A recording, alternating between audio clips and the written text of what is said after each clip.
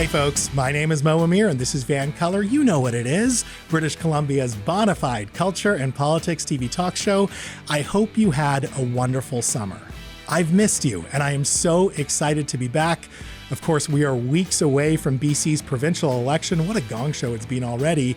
And while we'll still have fun on this show, from now until the election, we're going to bring you conversations about issues that affect your life and your community. Issues that maybe aren't being discussed as much as they should be.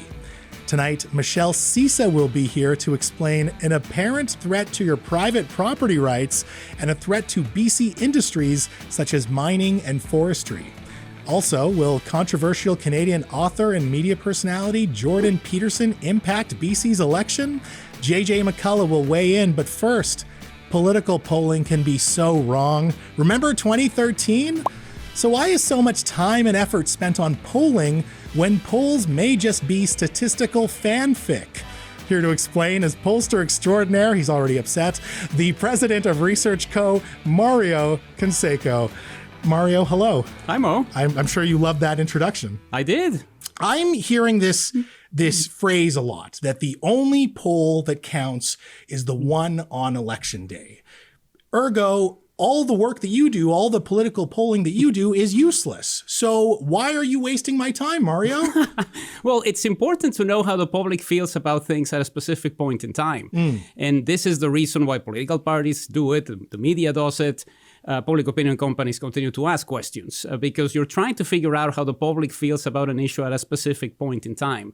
And, you know, we've had a great example of this year with the ability to track BC United's downfall from the start of Kevin Falcon's leadership to the fact that he's decided to suspend his own campaign. So without those numbers, we wouldn't know what is going on. You're saying that the polls influenced his decision to suspend BC United's campaign because Kevin Falcon said that he's a walking poll.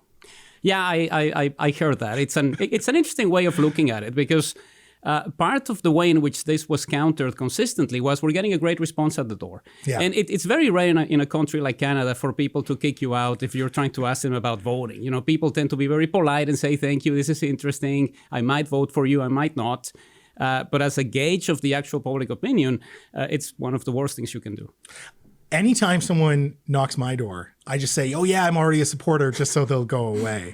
But what I do want to ask though is, in the science of polling, how can you extrapolate an entire population's public opinion from just talking to 1,000 people? Well, it's the way in which the way in which it works is related to the census target. So you can't talk to 1,000 Canadians and have 800 of them in Ontario. Right? It has to be regionally based. You need to make sure that everybody's being represented. Have a representative sample that talks to every region, that talks to people of all genders, that talks to people of all ages. That is how you do it. And this is the way in which polling has always been conducted. Many decisions are taken like this. It's a little bit more complex when it comes to voting because not everybody votes. You know, I have colleagues in Australia where voting is mandatory. We don't have to go through the stuff I have to go through to try to figure out if somebody's going to cast a ballot. Right. But this is the way in which it's been done for a long time. And, you know, there's been moments when it doesn't work. I think 2013 was one of them in BC, 2012 in Alberta. There was also 2015 in Ontario. There's opportunities to look at certain moments when what you said was going to happen didn't happen. But they're a rarity. You know, it's not a situation where everybody decides not to deal with public opinion research anymore. And in polling, because it is derived from statistics, there is a built-in sense of probability and margin of error, right? Which I think people often forget. It's something that happens. I think part of what led to this misguided notion of what is going on with polling is 2016 in the United States. Right. You know, I conducted surveys in that election. Every state that I conducted a survey on, we called correctly. We knew that Donald Trump was going to lose the national vote. But we had an absence of data coming out of states that Hillary Clinton lost. Wisconsin, Pennsylvania, Michigan. We didn't have any data coming out of those three states in the final stages. So you couldn't really tell that the tide was changing. But that allows everybody to say, oh, pollsters are terrible because they told us Hillary Clinton was going to win. Well, if you don't understand how the Electoral College works or statistics, right, there's no point in me trying to explain why you're wrong. So really quickly, explain the 2013 BC election to me, because this is an example that constantly gets brought up for why you can't trust the pollsters. Adrian Dix was supposed to be the premier. The BC NDP was supposed to win in this landslide. Turns out Christy Clark and the BC Liberals at the time, they end up winning.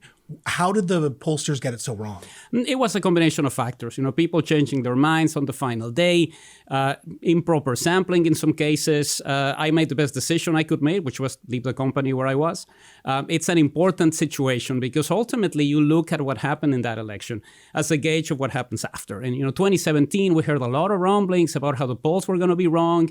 I had a tie. It was a tie. 2020 was similar. There's no way the NDP is going to climb to 48, 49, 50% of the vote. And they did. So, to fixate on one election that happened 10 years ago, when the record of many polling firms, including my own, has been great when it comes to BC politics back in 2017 and in 2020, feels a little misguided. Just circling back and basically going full circle here, when it comes to BC United, how much of a role did the polling play in Kevin Falcon's decision to suspend the campaign? Well, I think it's important to look into specific things that Kevin said. He said Eleanor Sturko got spooked by the polls. Teresa Watt got spooked by the polls. The week in which he decides to suspend his campaign.